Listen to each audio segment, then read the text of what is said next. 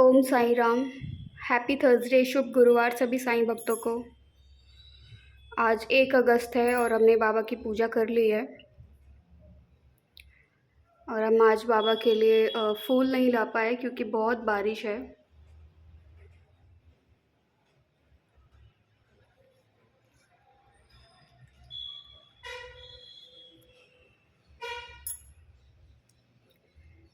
तो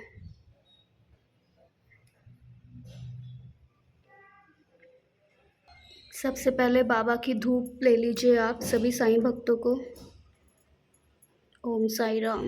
ओम श्री साईं नाथाय नमः। बाबा हर किसी की विश पूरी करें।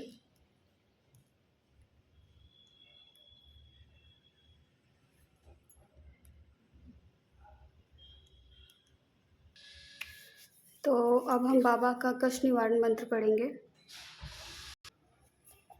ओम साईं राम। कष्ट निवारण मंत्र। कष्टों की काली छाया दुखदाई है, जीवन में घोर उदासी लाई है। संकट को टालो साईं दुहाई है, तेरे सिवा ना कोई सहाय है। मेरे मन तेरी मूरत समाई है, हर पल हर क्षण महिमा गाई है। घर मेरे कष्टों की आंधी आई है, आपने क्यों मेरी सुध बुलाई है।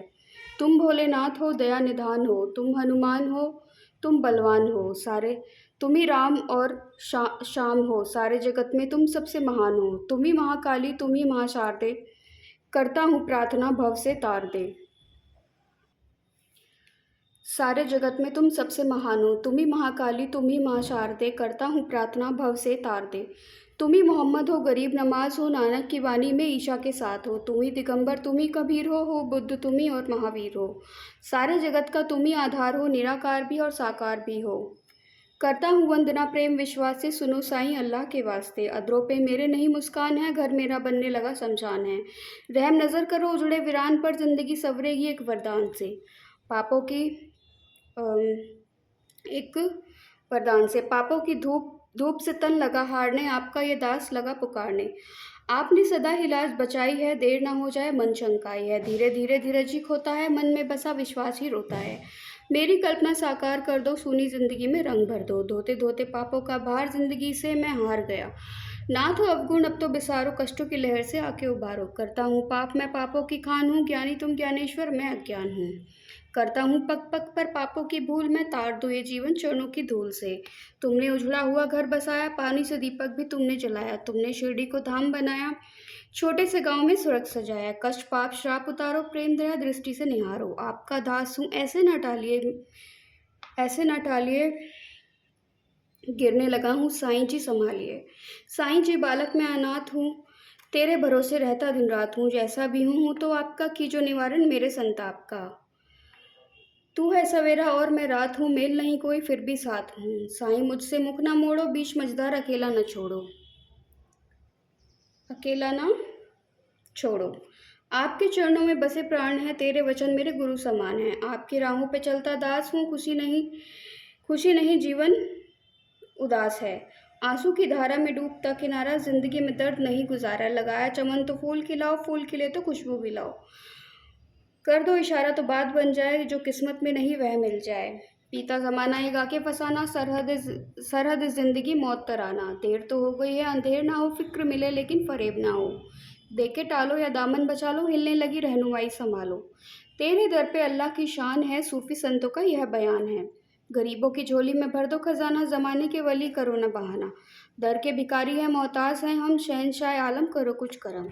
तेरे खजाने में अल्लाह की रहमत, तुम सदगुरु साईं हो समर्थ। आए हो धरती पे देने सहारा, करने लगे क्यों हमसे किनारा। जब तक ये ब्रह्मांड रहेगा साईं तेरा नाम रहेगा, चांद सितारे तुम्हें पुकारेंगे, जन्मों जन्म हम रास्ता निहारेंगे। आत्मा बदलेगी चोले हजार, मिलते रहेंगे हम बारंबार। आपके कदमों में बैठे रहेंगे, दुखड़े दिल के कहते रहेंगे। आपकी मर्जी हो दो या ना दो, हम तो कहेंगे दामन ही भर दो। तुम हो दाता हम हैं भिखारी, सुनते नहीं क्यों अर्ज हमारी। अच्छा चलो एक बात बता दो, क्या नहीं तुम्हारे पास बता दो। जो नहीं देना है इनकार कर दो, खत्म में आपस की तकरार कर दो। लौट कर खाली चला जाऊंगा, फिर भी गुण तेरे ही गाऊंगा। जब तक काया है तब तक माया है, इसी में दुखों का मूल समाया है। सब कुछ जान के अनजान हूँ मैं, अल्लाह की तू शान तेरी शान हूँ मैं। तेरे कर्म सदा सब पर रहेंगे, ये चक्र युग युग चलता रहेगा। जो प्राणी गाएगा साईं तेरा नाम, उसको मुक्ति मिले पहुँचे परम धाम। यह मंत्र जो प्राणी नित्यदिन गाएगा, राहु केतु शनि निकट न आएगा। टल जाएंगे संकट सारे, घर में टल जाएंगे संकट सारे, घर में वास करें सुख सारे। जो श्रद्धा से करेगा पठन, उस पर सभी देव हो प्रसन्न। रोग समूल नष्ट हो जाएगा, कष्ट निवारण मंत्र जो गाएगा। चिंता हरेगा निवारण जाप, पर में दूर हो सब पाप। जो ये पुस्तक नित दिन बाचर, श्री लक्ष्मी जी घर सदा उसके विराजे। ज्ञान बुद्धि प्राणी को पाएगा, कष्ट निवारण मंत्र जो ध्याएगा। यह मंत्र भक्तों कमाल करेगा, आई जो अनहोनी टाल देगा। भूत प्रेत भी रहेंगे दूर, इस मंत्र में साईं शक्ति भरपूर। जपते रहे जो मंत्र, अगर जादू टोना हो बेअसर। इस मंत्र में सब गुण समाये, ना हो भरोसा तो आजमाए। यह मंत्र साईं वचन ही जानो, स्वयं अमल कर सत्य पहचानो। संशय न लाना, विश्वास जगाना, ये मंत्र सुखों का है खजाना। जय साईं जय साईं जय जय साईं। ओम श्री साई नाथाय नमः। तो अब हम बाबा के 11 वचन पढ़ते हैं। जो शिरडी में आएगा, आपद दूर भगाएगा। चढ़े समाधि की सीढ़ी पर, पैर तले दुख की पीढ़ी पर। त्याग शरीर चला जाऊंगा, भक्त हेतु दौड़ा आऊंगा। मन में रखना दृढ़ विश्वास, करे समाधि पूरी आस। मुझे सदा जीवित ही जानो, अनुभव करो सत्य पहचानो। मेरी शरण आ खाली जाए, हो तो कोई मुझे बताए। जैसा भाव रहा जिस जन का, वैसा रूप हुआ मेरे मन का। भार तुम्हारा मुझ पर होगा, वचन न मेरा झूठा होगा। आज सहायता लो भरपूर, जो मांगा वह नहीं है दूर। मुझ में लीन वचन मन काया, उसका ऋण न कभी चुकाया। धन्य धन्य वह भक्त अनन्य, मेरी शरणता जिसे न अन्य। ओम साई राम। ओम श्री साई नाथाय नमः। तो आज मैं एक साईं संत चरित्र का जो समाधि मंदिर का निर्माण है, आज मैं उसकी कथा सुनाने जा रही हूँ। ओम साई राम। ओम श्री साई नाथाय नमः। समाधि मंदिर का निर्माण। बाबा जो कुछ करना चाहते थे, उसकी चर्चा वह कभी नहीं करते थे। प्रत्युत्तर आसपास ऐसा वातावरण और परिस्थिति का निर्माण कर देते थे कि लोगों को बाद में उनका निश्चित परिणाम देखकर बड़ा अचंभा होता था। समाधि मंदिर इस विषय का उदाहरण है। नागपुर के प्रसिद्ध लक्षाधिपति श्रीमान बापू साहेब बूटी सहकुटुंब शिरडी में रहते थे। एक बार उन्हें विचार आया कि शिरडी में स्वयं का एक वाड़ा होना चाहिए। कुछ समय के पश्चात जब वह दीक्षित वाड़े में निद्रा ले रहे थे, तो उन्हें एक स्वप्न हुआ। बाबा ने स्वप्न में आकर उनसे कहा कि तुम अपना एक वाड़ा और एक मंदिर बनवाओ। श्यामा भी वहीं शयन कर रहा था और उसने भी ठीक वैसा ही स्वप्न देखा। बापू साहेब जब उठे तो उन्होंने श्यामा को रुदन करते देखकर उससे रोने का कारण पूछा। तब श्यामा कहने लगे, श्यामा जी रोने लगे। तो जो उन्होंने पूछा कि आप क्यों रो रहे हो, तो उन्होंने बोला कि बापू साहब ने पूछा श्यामा जी से, आप क्यों रो रहे हो। तो अभी अभी मुझे एक स्वप्न आया था कि बाबा मेरे बिल्कुल समीप आए और स्पष्ट शब्दों में कहने लगे कि मंदिर के साथ वाड़ा बनवाओ, मैं समस्त भक्तों की इच्छाएं पूर्ण करूंगा। बाबा के मधुर और प्रेम पूर्ण शब्द सुनकर मेरा प्रेम उमड़ पड़ा तथा गला रुंध गया और मेरी आंखों से अश्रुओं की धारा बहने लगी। इसलिए मैं जोर से रोने लगा। बापू साहेब बूटी को आश्चर्य हुआ कि दोनों के स्वप्न एक से ही हैं। धनाढ्य तो वे थे ही। उन्होंने वाड़ा निर्माण करने का निश्चय कर लिया और श्यामा के साथ बैठकर एक नक्शा खींचा। काका साहेब दीक्षित ने भी उसे स्वीकृति किया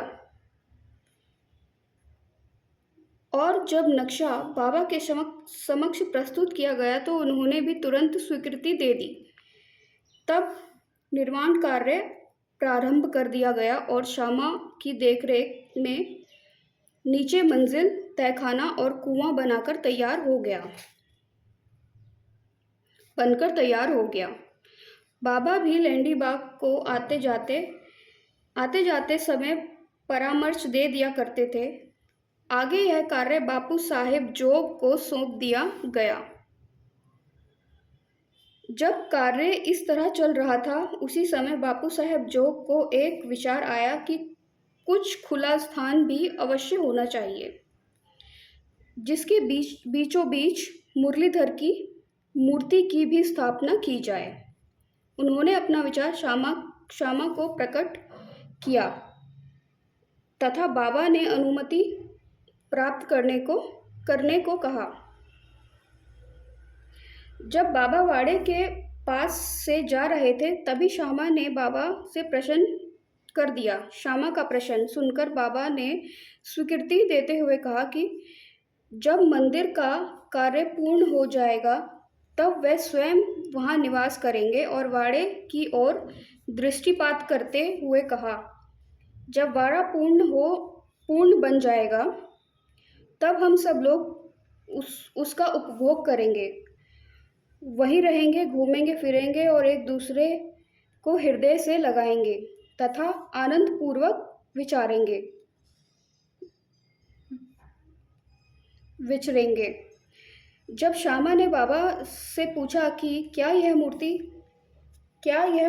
के मध्य कक्ष की नींव के कार्य आरंभ का शुभ मुहूर्त है, तब उन्होंने स्वीकारात्मक उत्तर दे दिया। तभी श्यामा ने एक नारियल लाकर तोड़ा और कार्य प्रारंभ कर दिया। ठीक समय में सब कार्य पूर्ण हो गया और मुरलीधर की सुंदर मूर्ति बनवाने का प्रबंध किया गया।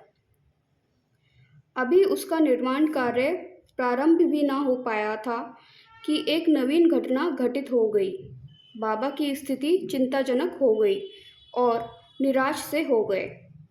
उन्होंने सोचा कि यदि बाबा चले गए तो वाड़ा उनके पवित्र चरण स्पर्श से वंचित रह जाएगा और मेरा सब लगभग 1 लाख रुपए व्यर्थ हो जाएगा। परंतु अंतिम समय बाबा के श्री मुख से निकले हुए वचनों ने मुझे वाड़े में ही रखना, ये बाबा ने कहा था, मुझे वाड़े में ही रखना, केवल बूटी साहब को ही सांत्वना नहीं पहुंचाई, वरन अन्य लोगों को भी शांति प्रदान की। कुछ समय के पश्चात बाबा का पवित्र शरीर मुरलीधर की मूर्ति के स्थान पर रख दिया गया। बाबा स्वयं मुरलीधर बन गए और वाड़ा साईं बाबा का समाधि मंदिर। उनकी अगाध लीलाओं की यह कोई ना पा सका।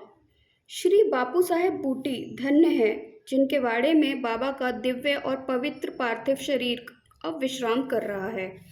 श्री सद्गुरु साईनाथ अर्पणमस्तु। शुभम भवतु। ओम साई राम। ओम श्री साईनाथाय नमः। ओम श्री साईनाथाय नमः।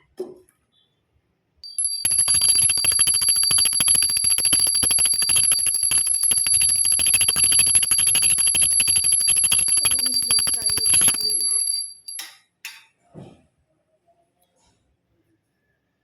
बाबा, ये समस्त ब्रह्मांड सुख शांति से रहे।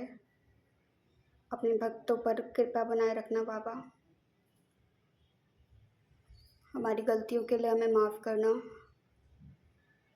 और हमें वही देना जो हमारे लिए अच्छा हो, जो आपको सही लगे बाबा। ओम साई राम। जय साई राम।